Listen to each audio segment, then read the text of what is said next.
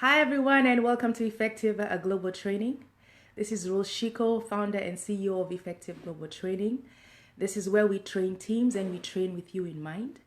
We take what you have, the resources that you have, the manpower that you have, and then we strategize and build a system for you, a system that is sustainable for you.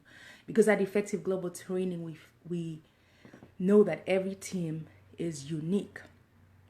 And today I want to talk about how to value your team beyond their knowledge, beyond their skill, their expertise, their gift, and their talent, and even their anointing in the cases of a church. When you value somebody and they understand and they know that they are valued, then they're going to be very effective in whatever they're bringing to the table because they know that they are valued. But what do you do as a team lead, as a CEO, as a manager, as a pastor, as a leader? Yes, we value these people. And why do we value them? Because of what they are bringing to the table. Because they are bringing knowledge, they are bringing expertise, they are bringing gifts, they are bringing talents. So you value them because whatever they are bringing to the table is advancing your organization, your church, your business, or your company. I'm going to give two different examples. And I'll give, let's say, Susan. Susan is a worship leader. And welcome all those that are coming in. I can see you're coming in. Welcome. I'll give an example of, let's say, Susan. Susan is a singer. She's a worship leader. She has such an amazing, lovely voice that even when she coughs, it's melodious. So you love her being in your church because of what she does, because of the way she sings. And when she sings, the worship is awesome. The music is awesome.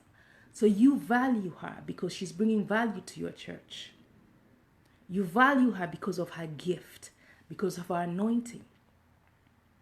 Then we look at, let's say, somebody like John. John has 2-3 degrees and 30 years of experience. So when he's working at your company, you value him because he has so much knowledge, so many years of experience. So when he gets on a project to do something and he does it so well that it just advances your company, organization, brings the money in, the sales go up because John has all this vast of knowledge of so many years and all these degrees to his name. So these people, you take care of them, you pay them well. You pay them bonuses, you give them salary increases, you give them paid vacations. So what you're doing is you're paying them for their services, you're paying them for their knowledge, you're paying them for their skill and their expertise. You're not disregarding them. You're valuing them and telling them, I value you because of your expertise that you're bringing to the table. But what happens, this kind of relationship almost becomes mechanical. So I come to work, I do my job, I do what I'm required to do, and I know I'm going to get a check out of it. So it becomes like a mechanical relationship. We're human. We like to bond. We like affection. So even if we have that relationship where I know I bring value to your company, I bring value to your church, and you value me because of what I'm bringing, I know we have that relationship, and I know you don't disrespect me, you pay me well, you take care of me well, you honor what I do and what I bring to the table.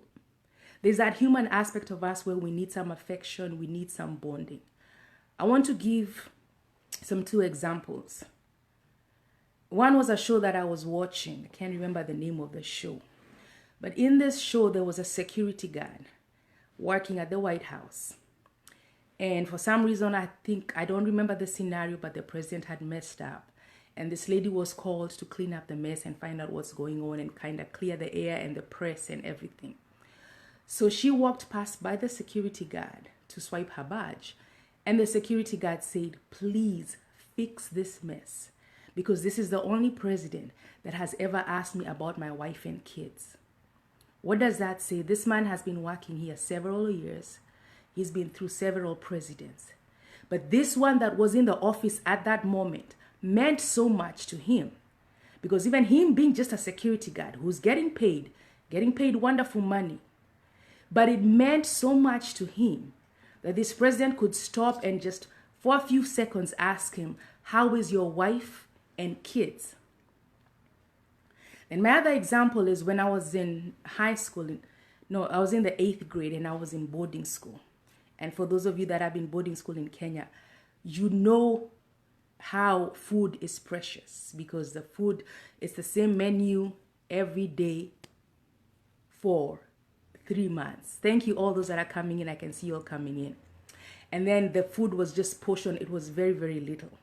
So we all waited for this visiting day where our parents would come or our relatives would come and visit us and at least bring us some nice home cooked food, and also bring us some junk food, some cookies, some potato chips, some popcorns, something extra to keep you going, because you've been here for several months and the food that you're getting is not really that enough. You really want something really extra. So we all longed for that day. There are those that were privileged, people would come and visit them. There are those, nobody ever came to see them. But there was this one girl, and the dad would come with bags and bags of shopping, of food. So much that I think one day she just called several of us to her room, and it was like dining at the king's table. We ate. We did not go to the dining hall for food that day. Man, for us it was like, this is a dream come true. This is the life we want. We want this girl's life. I mean, look at her. Look at all this food. It's going to last her for the next 2 months. She doesn't even have to eat the school food. So for us, she was our idol, because she had all these material things. But what we got to realize was this girl, her happiest moments in life was when she was in school, when she was in boarding school, because she was surrounded with friends. But when she went home, she was by herself because she was an only child and the parents were separated.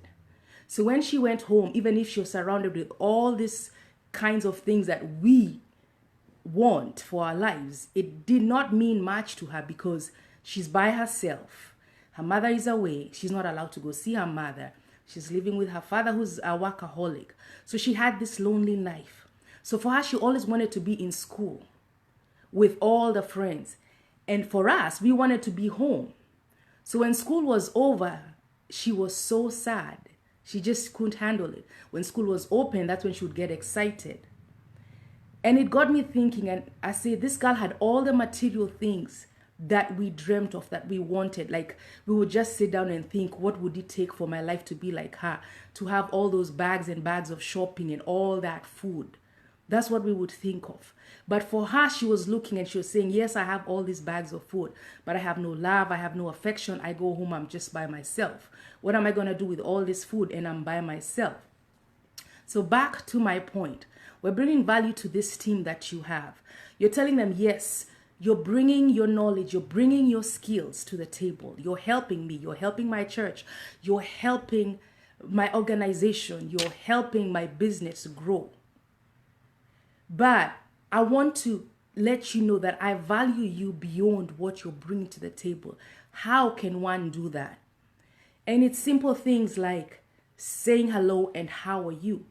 Getting a little bit personal. You can ask somebody, how is your family? Some people may not be open. Some people do not want to talk about anything. They don't want you to know about their marital status. They don't want you to know where they live. That's fine. You can ask them something general like, how was your drive to work? Or how was your bus ride to work?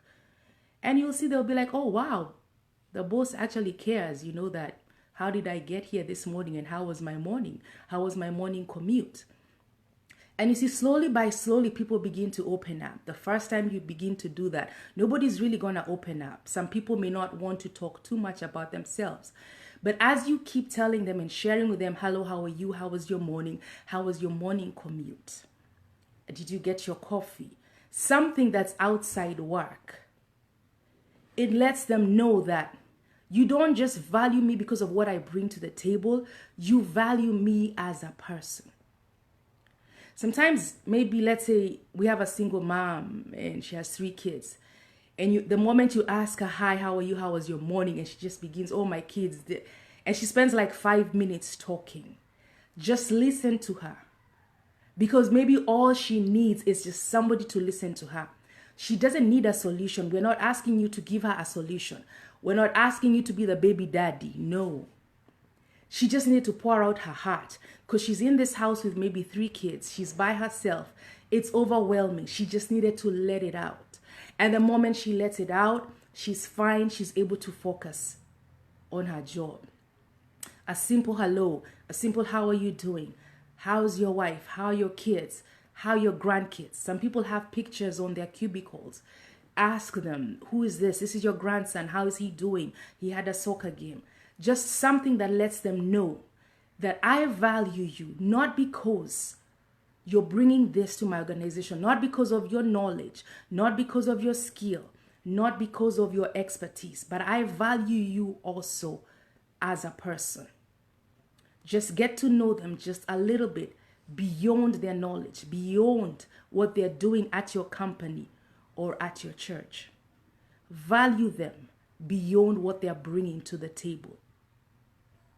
Have you ever gone to work or gone somewhere and you say hello to somebody? It's 8:01, you just clocked in, and you say good morning to somebody and they just flip out. And you look at the clock, you're like, I just walked in, what happened? So a few hours later, they come back and they say, I'm sorry, it's not about you. So it's something that went on before, but they came to work and they brought it and they let it out. Now, if you do not understand that, you're going to think it's something personal. Did I do something? What happened at the end of the day yesterday? Did somebody say something about me? And then that's how rumors begin, and that's how tension begins, and that's how people say, I do not want to work with this person in this department. I do not want to deal with this person. But this person came with a heaviness in them. They came with something that they were carrying. They had a misunderstanding with their spouse. They had something wrong, but they brought it. But you see, when you, as a team member, as a team lead, when you let people know that I value you beyond what you bring to the table, and you just create that culture where you say good morning to people, a lady like that, you will understand and know, okay, or a person like that who flipped out, they're having a rough morning. They might need a few minutes before they calm down. So let's help them out a little bit. Answer their phone calls, just to let them breathe. Get them a cup of coffee or some water. Someone might just need a hug, and then they'll calm down. Instead of jumping to conclusions and saying, I do not want to work with this person, I said good morning to them and they flipped out. So when you develop that culture where you let people know that I value you beyond what you're bringing to the table, then we know that even when I'm not having a good day, because nobody has a perfect day every day, that even though I come to work and I'm not having a good day, at least my team understands and we can accommodate that for just a little bit. It's not going to be an everyday thing where we have to give you 5 minutes every day, 10 minutes every day for you to cool and calm down. No, we're not making excuses. We're just saying that once in a while, someone has a difficult moment. What can we do as a team so that we're not pulled down, but we continue to achieve what it is we are achieving and we continue to have an effective outcome? So as a team lead, as a manager, as a pastor, value your people, value your team beyond what they are bringing to the table. You have a church, you have people that are gifted. They bring their skills. In the church, it's different because sometimes people are on volunteer basis. They volunteer their time. You have this person who is wonderful with the children's ministry. Every Sunday or every other Sunday, they are with the children. Let them know that, yes, I thank you and I value you because you're teaching the children. But how are you? How are you doing? Because beyond teaching children, that is a person. That is a human being. Say hello to them. Just get to know them a little bit. We're not asking you to be nosy. We're not saying be nosy and be all over their business. No. Simple hello. Simple how are you doing? And how is your family? Those little things matter. Because the moment you ask about me and you ask about my family, ask about my kids, grandkids, things like that, then I understand and I know that I'm not here because it's mechanical, because you're giving me a check at the end of the day. I'm here because you value me as a person and also with the expertise that I bring to the table. Thank you for all those that are coming in. I see several people coming in. Today we're talking about how to value your team beyond the knowledge, the skill, the expertise, the gift, and the talents that they bring to the table.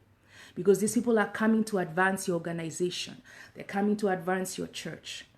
You thank them, you pay them, you give them all that they need, the bonuses and all that, and tell them, thank you, I appreciate you, because that's what they're doing, they're bringing to the table. But you need to just go a step ahead. A simple hello and how are you doing?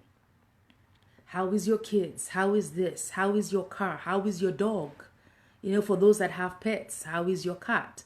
You might not want to hear all those dog stories, but just ask, how is your dog?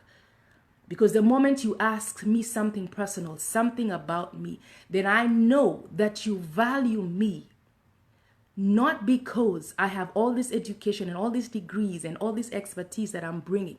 You value me not because I am this talented person that's singing in your worship team or teaching in the children's ministry, but you value me as a person.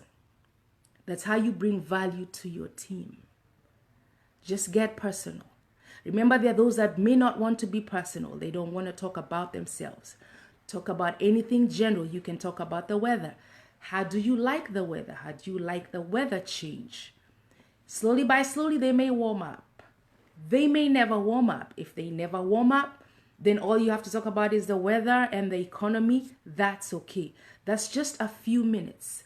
But those few minutes, they let that person know that there is more to me than my knowledge, my education, my gift, and my talent.